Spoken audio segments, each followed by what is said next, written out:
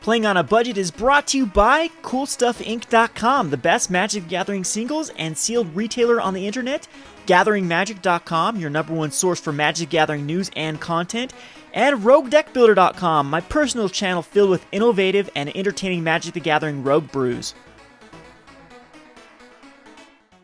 Hi there, it's Kevin with GatheringMagic.com here at this week's episode of Playing on a Budget. We're going to stick with Modern as the Origins is going to be coming out. The pre-release, I believe, will be in a few weeks here.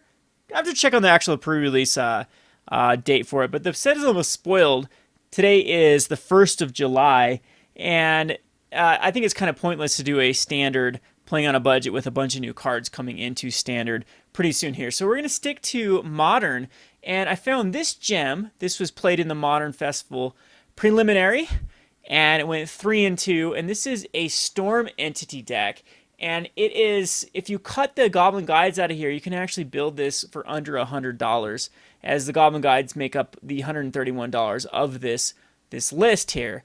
So anyway, well, let's go and look at those prices of this deck, brought to you by our sponsors, CoolStuffInc.com. This version that I have, which is going to be a little bit different from the version that went 3-2, as I had to make some adjustments to it without the Goblin Guides. It's going to be about $113.36 for all of the cards. So the most expensive card in here is going to be the Gitaxian Probes at $3.50. Everything else is going to be underneath that, as well as, well, Manamorphose is tied with that, and then a sideboard card, Shattering Spree at $4, and Simian Spirit Guide at $4.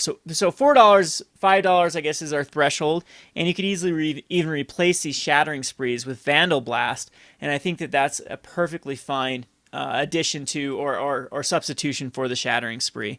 So anywho, let's go back to the deck tech here. We'll pull it up on Magic the Gathering Online. And in the place of the Goblin Guides, what I'm going to do here is I'm going to put in Blistercoil Weirds. And I thought about going the Paradise Mantle combo with Blistercoil Weird. Let me show you the Paradise Mantle combo. I haven't seen a Paradise Mantle deck for quite a while. And it is... Paradise Mantle says equip creature as add 1 mana of any color your mana pool, equip 1. So with Blistercoil Weird, what you do is for every instant or sorcery spell you cast, this guy untaps, and then you can tap it to add a mana, and then untap it to cast another instant sorcery spell, then tap to add a mana. But with a Blistercoil Weird deck, Paradise Mantle, you want to go into more blue, and then cast cards like Sleight of Hand and Serum Visions and Faithless Looting, things like that you can continue to fill up your hand and throw stuff into your graveyard and then storm off that way. So I don't quite think that this is the deck, and we're gonna try Nivmagus Elementals. This person does have in the sideboard. They might want to be main board instead of the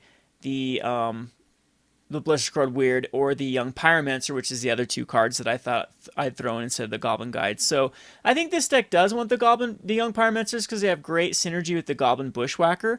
Goblin Bushwacker, you can kick her for 2 and then give everything haste. And with casting a bazillion spells in that turn with the Young Pyromancer, you could actually swing in for lethal that route. So I think this deck might not quite be an all-in strategy. I think what you're going to try to do is cast a bunch of spells on turn number 2 and just get a big Storm Entity and kill them within a few turns. I think that's the plan for the deck. Again, I have zero experience in playing this deck. I was just trying to scour some data for a fresh deck that was in our $200 budget for the Playing on a Budget episode, and came across this one and was very, very pleasantly surprised to see it. I know I've ran a lot of decks like this in the past, like the Kiln Fiend deck, but I think this is a genuinely unique idea with the Storm Entity. So all the free spells that we have in here are going to be the Mutagenic Growth, the Gitaxian Probes, the Manamorphose, which is probably one of the better spells in the deck because it also draws you a card, and then you got to think of like Burning-Tree Emissary as sort of free and a 2/2 body.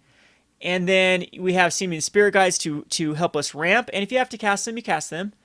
And then the Desperate Rituals is another card that's going to replace itself and add an additional 1 mana to your mana pool. So really cool idea. We have the Swiftspears that can come out on turn 1 and it'd be very annoying. We have Lightning Bolts to clear any sort of problems or just do 3 damage to the face. And yeah, that's the basic gist of it. So very streamlined. What you want to do, Storm Entity is going to be the best card. Get a big Storm Entity, and then go from there. Sideboard has like Ground Rifts that can make all their creatures not be able to block.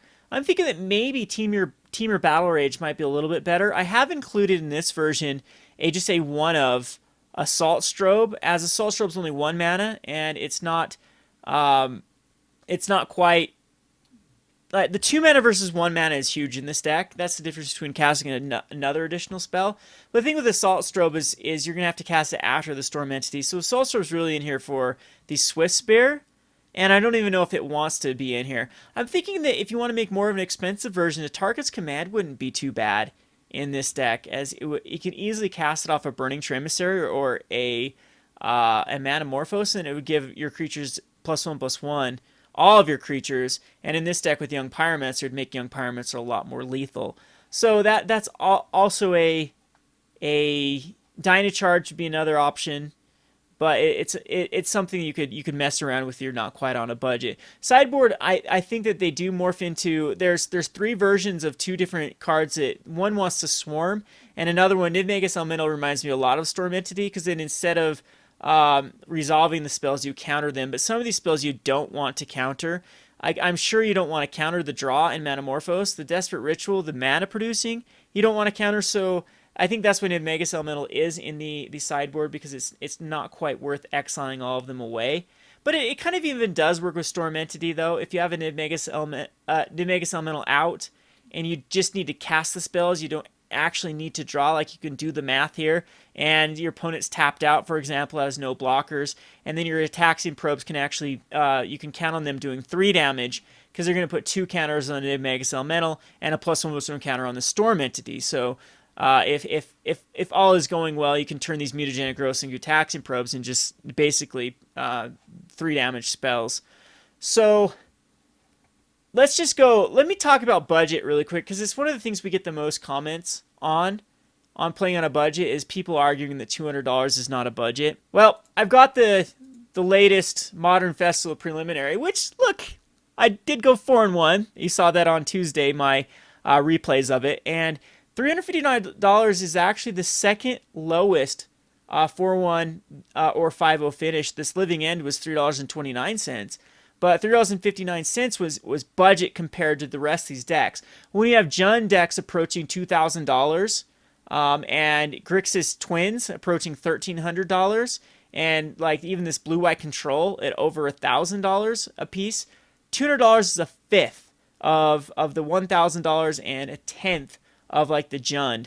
And if you even look at even like Burn at $550, Affinity at over $700, even Boggles these days at $500, yes, $200 is very budget for a competitive deck. Now, at some point, we're going to have this discussion if that's where we want to be in Modern. Modern Masters 2015 was supposed to relieve a lot of this expensive entry fee to Modern, and all it did is it shot up prices even more by having more people come into the format and speculators buying up a lot of the staple cards that weren't reprinted. And yeah, so it even got more expensive after Modern Masters 2015. So I hope that just gives you a little bit of an insight here that 200 is nothing compared to a bunch of these. So anyway, let's just go back one more time to the deck tech. Not much to it. I don't expect this deck. I can really see a lot of holes in this deck. Anything that clogs the board, we're going to have a problem with. I want to see like Tron lists all day long. Anything that takes a little while to get established. But I think that if you're going to be running a deck similar to this, it reminds me a lot of Infect, and Infect just has a lot more resilience. Plus, probably has the ability to kill quicker than this one. But it definitely is a cool idea. And if you are looking to get your feet wet into Modern, this is absolutely an option that I think is very viable. So we're going to go ahead and queue this up and see how well we do. This has been Kevin with GatheringMagic.com. Thanks for watching. Thanks for watching Playing on a Budget. If you haven't already, please subscribe to Gathering Magic and check out our Playing on a Budget playlist, which contains every episode. Thanks again, and hope to see you soon.